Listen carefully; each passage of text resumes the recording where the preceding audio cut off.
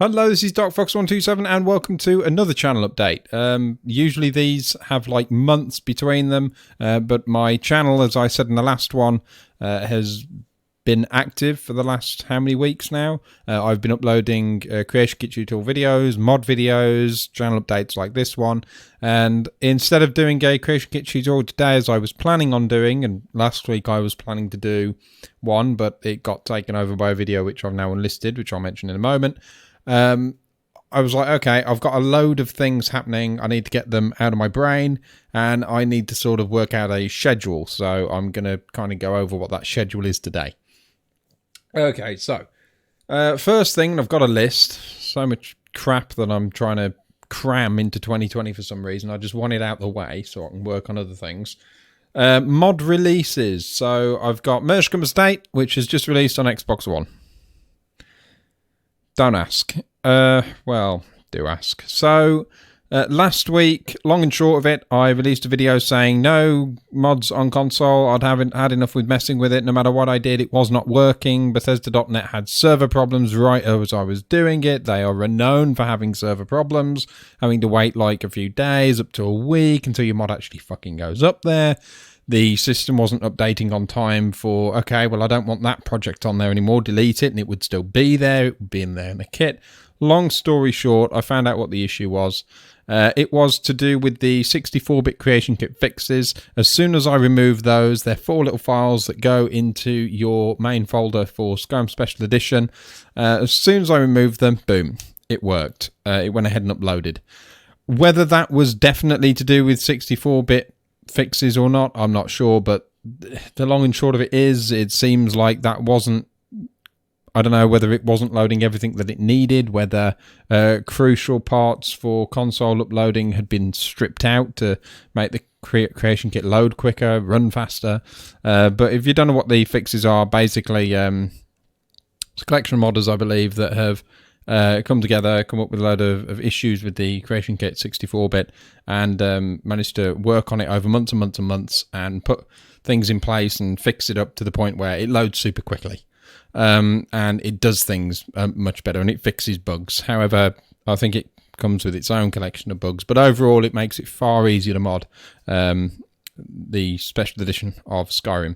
So removing that fixed the problem. Now obviously I want to continue using Creation Kit fixes, so whenever I want to upload to Bethesda.net, I just need to whip those 4 files out, load it the long-winded way and horrible way, do what I need to do, and then I can put it back and continue to do whatever I need to do.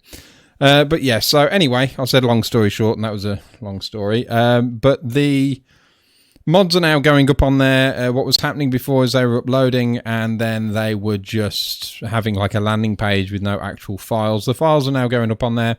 So once I got one small mod tested, I decided let's get rid of the Bethesda.net launcher, because one of the things I did was re-add that onto my computer to make sure I've got all the recent updates and whatnot, just in case that was a thing. It wasn't a thing. And then when I removed the launcher, it decided to kill the Creation Kit as well. So then I had to get the Creation Kit back by putting the launcher back on a second time, and then blah, blah, blah, blah. And now my Creation Kit is just a hot, broken fucking mess when it comes to uploading. It used all of my RAM trying to just upload. And it sat there for 20 minutes using 64 gig of memory and did nothing. So I killed it, and then I tested it on my partner's machine, and it all uploaded and went fine for Mershcombe. So I've actually got Frost Mammoths up on there, which isn't on my list. I totally forgot about it. I'll release that at some point. It's there ready to hit publish. I might just publish it, to be honest, and have it out there. Mershcombe Estate is now out. People have tested it. I've had a couple of people in my community. Big shout out. Literally during my live stream yesterday, big shout out to Skinripper and Articulated Random Intelligence for sort of testing that on the stream as I was streaming and reporting back within like the couple of hours I was streaming. That's awesome. It seems to be working. No bug reports yet. People in the comments seem happy. So I wasn't opposed to getting console mods out there.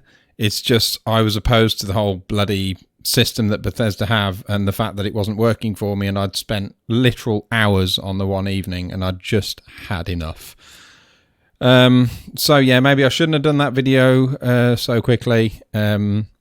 But yeah, I've unlisted it, and I can now do console mods, assuming that it plays ball the next time. So we'll see whether the servers hold up, whether not having creation kit fixes on there works, whatever.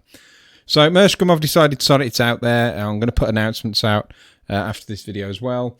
The other mod project that I have that I already announced probably weeks back now is Oars Rest. So that's a small village on the edge of Lake Ilinalta. That is going to be releasing next week. So that's the other thing I want to announce. I've got Mershcum for Xbox One this week, and then I've got Oars Rest for PC and Xbox One. It'll be the first time that I actually release a mod on both platforms at the same time.